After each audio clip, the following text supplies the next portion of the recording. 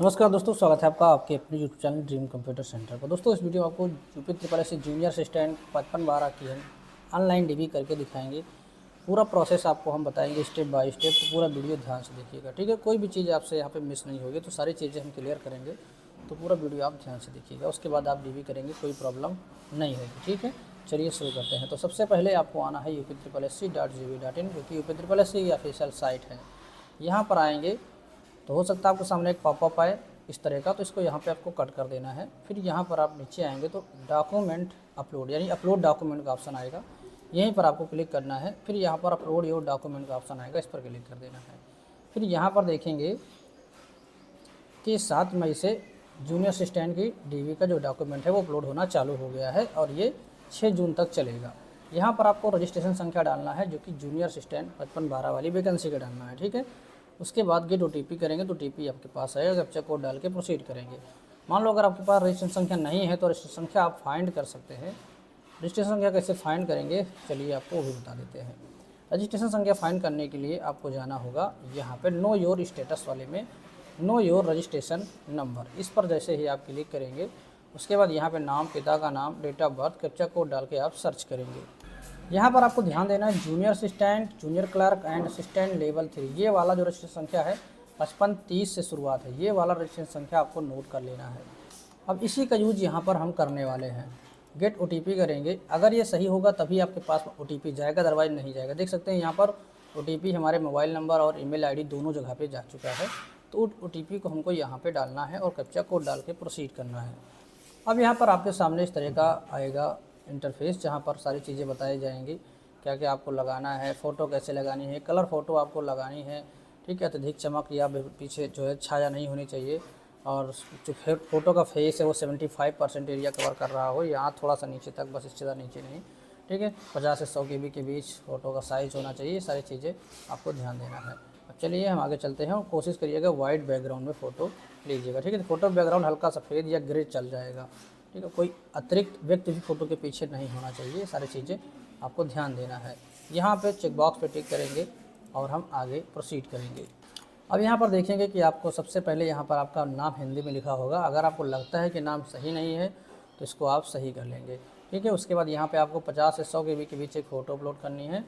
अभ्यर्थी का यहाँ पे पिता का नाम होगा, ये आपका बेसिक डिटेल है। इसके बाद एकेडमिक डिटेल भरना है, एसेंशियल क्वालिफिकेशन भरना है, प्रेफरेंशियल क्वालिफिकेशन, उसके बाद other important document, post preference भरना है और फाइनल सबमिट करना है, ठीक है। तो चलिए यहाँ पर हम आपको स्टेप बाय स्टेप आगे ले चलते हैं। फ़ोटो अपलोड कर लेंगे, 50 से 100 KB के बीच रखना है। मान लो आप फ़ोटो रिसाइज करने में कोई प्रॉब्लम होती है तो ImageSpy7 एक वेबसाइट है, ठीक है। ये वेबसाइट काफ़ी बढ़िया है, यहाँ से हम इमेज को आसानी से रिसाइज कर सकते हैं, फ़ोटो को या सिग्नेचर को। यहाँ पे आप चले जाइएगा इस वाले पे, ठीक है। रिसाइज इमेज 3.5 बाई 4.5 सेंटीमीटर, ठीक, यहाँ पर चले जाइएगा। अब यहाँ पे फ़ोटो को रिसाइज करने के लिए हम इस पर क्लिक करेंगे और यहाँ पे जो KB दिया है इसमें हम 80 या 90 KB के आसपास डाल देते हैं। उसके बाद हम रिसाइज इमेज पर क्लिक कर देंगे। अब देखेंगे यहाँ पे हमारी फ़ोटो रिसाइज हो गई है। यहाँ पर हम कोई भी नेम लिख देंगे, ठीक, जिससे कि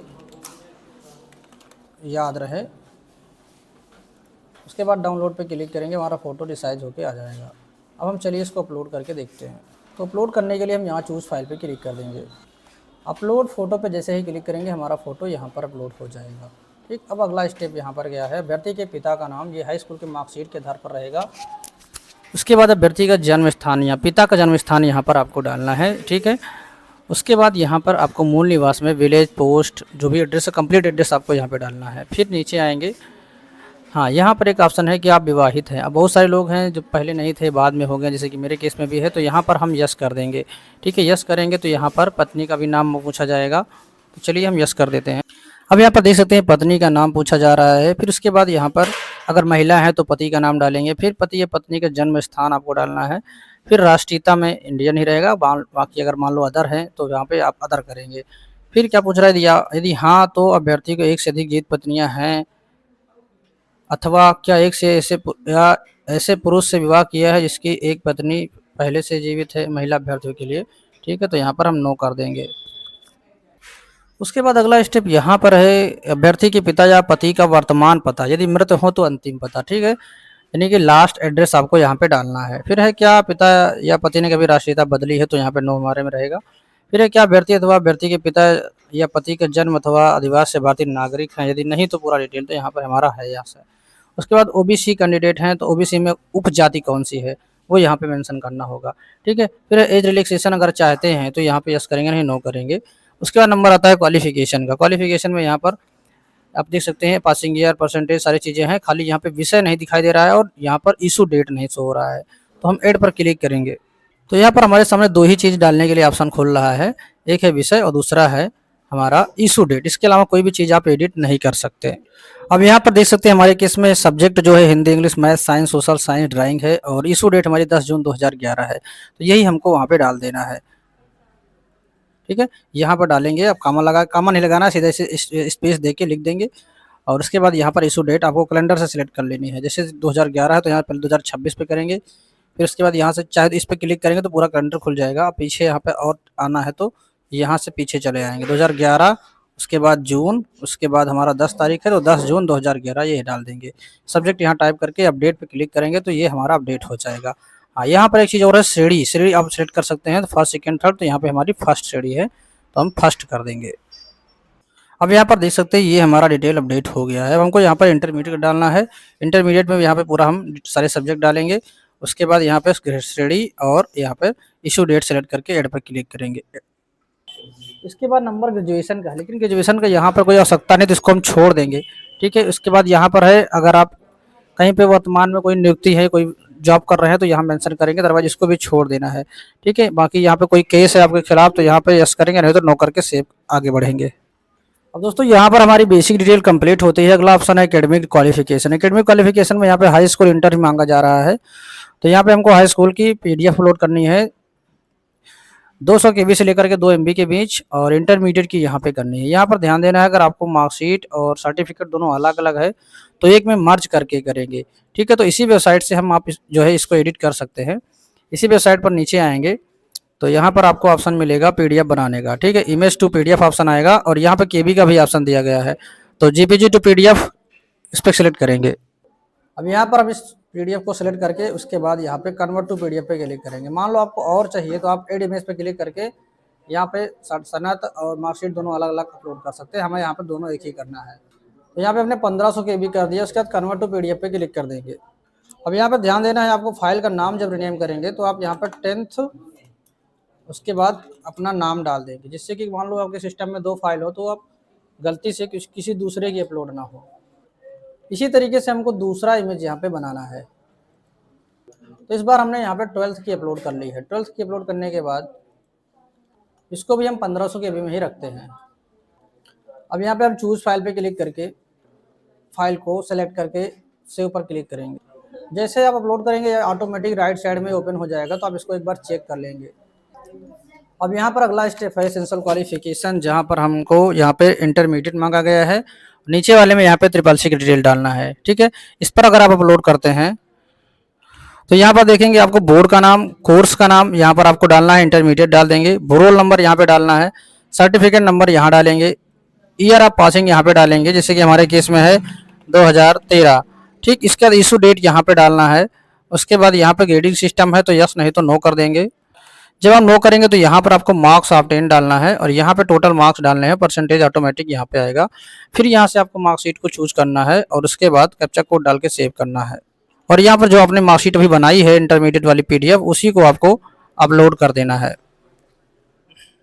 अब दोस्तों अगला यहाँ पे नंबर है SSC का, तो SSC के लिए यहाँ अपलोड पे क्लिक करेंगे तो देखेंगे यहाँ पे क्या मांगता है, इंस्टीट्यूट नेम। अगर आपने डायरेक्ट किया तो यहाँ पे डायरेक्ट लिख देंगे, इंस्टीट्यूट से इंस्टीट्यूट का नाम लिखेंगे। कोर्स नेम में यहाँ पे कोर्स ऑन कंप्यूटर कॉन्सेप्ट लिखना है, रोल नंबर डालना है, एग्जाम साइकिल यहाँ पर आपके SSC सर्टिफिकेट में मेंशन रहता है। रिजल्ट डेट, आपको रिजल्ट नीलेट के साइड से रिजल्ट देखना है। चलिए मैं आपको बताता हूँ। जब आप नीलेट के साइड पे जाएंगे student.नीलेट डालेंगे या फिर SSC डाल देंगे। ठीक, स्टूडेंट नीलेट वाली वेबसाइट पर चले जाएंगे, यहाँ से कट करके नीचे आएंगे, एग्जाम साइकिल आपके सर्टिफिकेट में मेंशन ही होगी, वहाँ से आपको रिजल्ट देख लेना है। ठीक है, रिजल्ट की डेट आपको लेना है। यहाँ पे ऑप्शन मिलेगा रिजल्ट का, व्यू रिजल्ट पे चले जाएंगे। उसके बाद ऊपर आएंगे तो कोर्स ऑन कॉन्सेप्ट का ऑप्शन आएगा, यहाँ पे आपको अपना सेलेक्ट कर लेना है। चाहे तो नाम से भी आप देख सकते हैं, नाम यहाँ पे जैसे कि मैंने 2015 में किया था, 2015 मुझे महीना याद नहीं है एग्जैक्ट, जुलाई डाल लेते हैं। उसके बाद यहाँ नाम डालेंगे और उसके बाद यहाँ पर पूरा नाम डालना है। डेट ऑफ बर्थ का फॉर्मेट आपको डालना है इस तरह से, ठीक। उसके बाद कैप्चा कोड डाल के आप व्यू पे क्लिक करेंगे। अब यहाँ पर आप देख सकते हैं डेट ऑफ एग्जाम हमारा 4 जुलाई 2015 को था, इलाहाबाद में सेंटर था। यहाँ पर देख सकते हैं डायरेक्ट हमने किया है, इंस्टीट्यूट नेम यहाँ पे डायरेक्ट लिखा हुआ है, ठीक है। उसके बाद यहाँ पर ग्रेड सी है और रिजल्ट जो पब्लिश की डेट है वो है 31 जुलाई 2015, ठीक है। तो यही डेट आपको यहाँ पर मेंशन करनी है। सर्टिफिकेट इशू डेट में, सर्टिफिकेट में जो डेट नीचे लिखी रहती है, यहाँ पे जो डेट लिखी हुई है इसी डेट को आपको डालना है, ठीक है। मेरा नहीं है, मैं आपको सिर्फ बता रहा हूँ तरीका। और एग्जाम साइकिल जो होता है, जैसे कि यहाँ पे देख सकते हैं मार्च 2018 है, तो यही एग्जाम साइकिल है, मार्च 2018 आप डाल दीजिएगा। उसके बाद आप क्या करेंगे, सर्टिफिकेट और मार्कशीट दोनों, यानी रिजल्ट और सर्टिफिकेट दोनों को मर्ज करके एक पीडीएफ में बना लेंगे 2 MB के अंदर। उसके बाद सेव कर देंगे। उसके बाद यहाँ पर अगला स्टेप है प्रेफरेंशियल क्वालिफिकेशन। तो यहाँ पर हमारे में कुछ भी नहीं मांग रहा है, सीधे हम नेक्स्ट कर देंगे। लास्ट स्टेप यहाँ पर है डोमिसाइल और कास्ट सर्टिफिकेट का। तो डोमिसाइल के लिए हम अपलोड पे क्लिक करेंगे और यहाँ पर निवास की डिटेल डालेंगे, नया या पुराना कोई भी आप डाल सकते हैं। यहाँ पे निवास में इश्यूइंग अथॉरिटी तहसीलदार या फिर आपके एसडीएम लिखा होगा, उसमें आपको डालना है। इशू डेट यहाँ पे डालना है, एसडीएम रहते हैं निवास में, जाति में तहसीलदार रहते हैं। सर्टिफिकेट नंबर नीचे रहता है, सर्टिफिकेट पे जो एड्रेस लिखा है उसको मेंशन करेंगे। उसके बाद यहाँ पर चूज फाइल पे क्लिक करके हम फाइल को अपलोड कर लेंगे पीडीएफ में। इसी तरह कास्ट में ज़्यादा डिटेल नहीं डालने, सिर्फ इशू अथॉरिटी जैसे तहसीलदार, इशू डेट और सर्टिफिकेट नंबर डाल के हम पीडीएफ यहाँ पर अपलोड कर देंगे। इसके बाद यहाँ पर अपलोड ऑप्शनल वाला है, अदर मान लो आप एफिडेविट या कुछ लगाते हैं तो यहाँ पर आप अपलोड करेंगे। एनओसी वगैरह है तो यहाँ पे मेंशन करेंगे, ईडब्ल्यूएस है तो यहाँ पे, इसके अलावा डिसेबिलिटी सर्टिफिकेट है तो यहाँ पे ऑप्शन खुलेंगे, हमारे में नहीं खुल रहा है। अब हम नेक्स्ट कर देंगे। फिर नंबर आता है पोस्ट रेफरेंस का। तो अभी यहाँ पर देख सकते हैं टोटल 49 पोस्ट रेफरेंस आ रहे हैं, तो इस पर हम अलग से बात करेंगे। अभी हम यहाँ पे वीडियो को रोकते हैं, इसके आगे का प्रोसेस हम नेक्स्ट वीडियो में करेंगे, क्योंकि इतना आसान नहीं, वीडियो काफ़ी लंबी हो जाएगी, ठीक है। तो हम उस पर अलग से बात करेंगे। मिलते हैं नेक्स्ट वीडियो में। यहाँ तक तब तक लोग आप लोग पूरा कर लीजिए। वीडियो अच्छा लगे तो लाइक करें, चैनल पर नए सब्सक्राइब नहीं किया तो कर लीजिए। मिलते हैं अगले वीडियो में।